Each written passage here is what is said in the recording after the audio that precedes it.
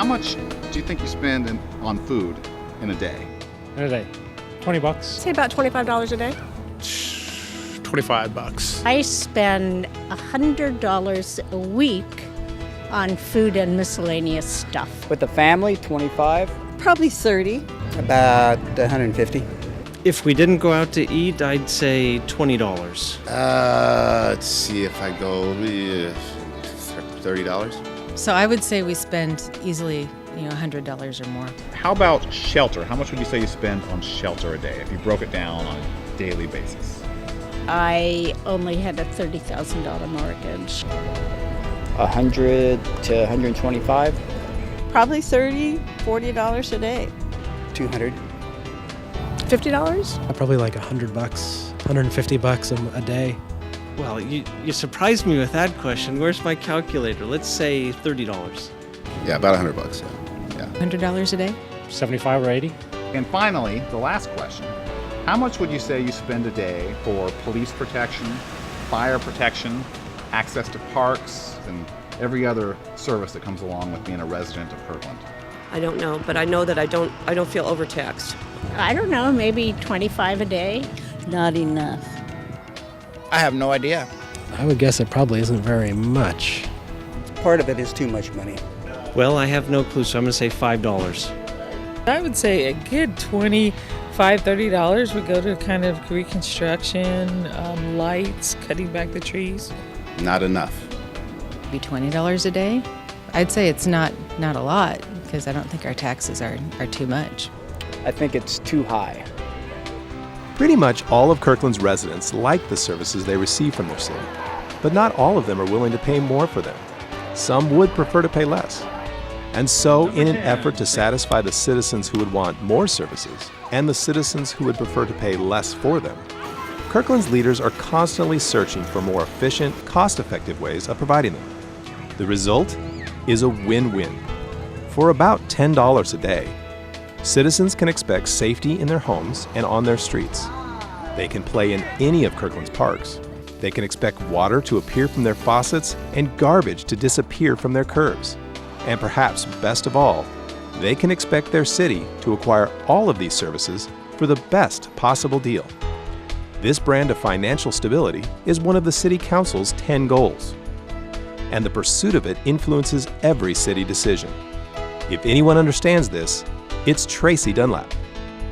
Tracy has directed Kirkland's finances since 2006. People have high expectations of their city. They want high-quality, predictable services, and they don't want to worry about whether water will come from the tap or whether a police officer will respond if they're in danger. And they don't want to worry about whether we're taking good care of their tax dollars. So our job is to make sure that we use those tax monies well, and we protect them and use them in the public's best interest. One example of this might be found in one of Kirkland's most obscure places, its jail. The city's jail can detain up to 12 inmates at a time. Kirkland's average daily inmate population is 4 times that. So the excess go elsewhere. And prior to 2009, elsewhere was King County, which charges a $235 booking fee plus $122.24 per inmate per day. That's more than $350 for the first day. If that particular inmate has medical needs or psychiatric needs, those costs are in addition to the costs that I've already outlined. So it was very, very expensive for us to use King County. In the middle of the last decade, one change bent the costs upward even more. New state laws began requiring jail time for domestic violence suspects and drivers caught with suspended licenses. This added another 65% to the city's inmate population and another 95% to the city's jail costs. We had to go back to City Council and ask for more money. Our budget was X amount of dollars and we kept exceeding our budget amount for outside housing costs. And it got to the point where it was an unrealistic thing for us to continue to do. We had to stop going back to council and asking for more money. Instead of looking for more money, Bob Balkema looked for more ways to save money. He found 3 local governments, as close as Snohomish County, and as far away as Okanagan that could provide jail space for less than half of King County's cost. He prioritized the use of electronic detention devices that kept people at work and out of jail when the crime and the criminal were not violent. And in 2011, he created a work release program that allows eligible inmates to serve their community by painting over graffiti or yanking out blackberry bushes rather than simply serve time on the community's dime. All told, the innovations saved Kirkland more than $800,000, which, combined with savings city administrators achieved by doing more with less, covered a $2 million revenue shortfall in 2011. Savings such as these are what allow the city to provide basic services without tapping into its rainy day fund. And the rainy day fund is one of the reasons Standard & Poor's credit rating agency awarded Kirkland with AAA status during the depths of the Great Recession, while downgrading the credit ratings of governments throughout the country, including the federal government. As any first-time homebuyer knows, good credit allows you to borrow more for less, which in turn allows you to invest more in the things you need. Good credit saved Kirkland citizens more than $1 million in 2008 when Kirkland purchased a building that will centralize its fragmented jail system and solve its overcrowded police department problem and improve the efficiency of the city's municipal court. All those in favor, please say aye. Aye. Opposed? And that motion carries. The building itself saved Kirkland taxpayers a lot of money. By purchasing an existing building rather than building a new one, Kirkland saved $12 million. This purchase was one of more than 100,000 financial transactions Kirkland makes every year.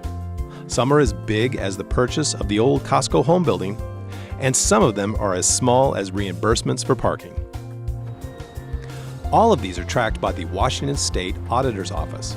There are about 2,700 different units of government around Washington State, and it's our responsibility to audit, to check their books and accounts and make sure that they've got good systems in place to safeguard the public's money.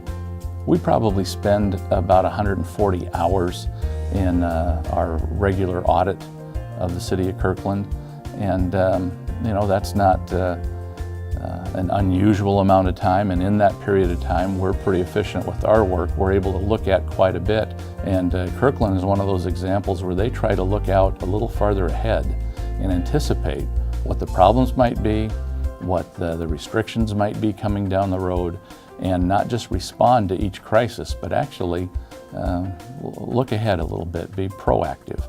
And in that way, I think they've kind of set themselves apart from many other local governments. One of the measures Kirkland uses to ensure financial foresight is analysis by the Government Finance Officers Association. This is voluntary. In fact, only 3,800 governments throughout the United States subject their financial reports to the finance officers' scrutiny. That's less than 4%. The reason is simple.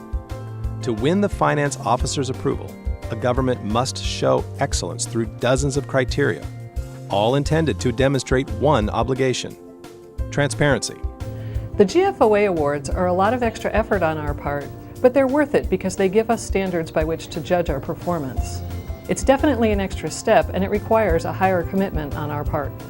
And yet, Kirkland participates year after year. And year after year, the Government Finance Officers Association honors our city for its excellence in financial reporting. I think it goes right back to our values as a city. We aren't an average city, and we don't want to be an average city. We want to be one of the nation's best local governments. To do that, though, we have to hold ourselves to a higher standard. Kirkland's budget and financial statements are really just the city's value statement, only in numbers. It expresses the city's priorities, which should align with your priorities. And if they don't, you should speak up. You can do this most directly by participating in Kirkland's biennial budget process. You can participate in online surveys and in public forums, such as neighborhood meetings and city council meetings. It doesn't matter how you participate, just as long as you do. For more information, visit kirklandwa.gov.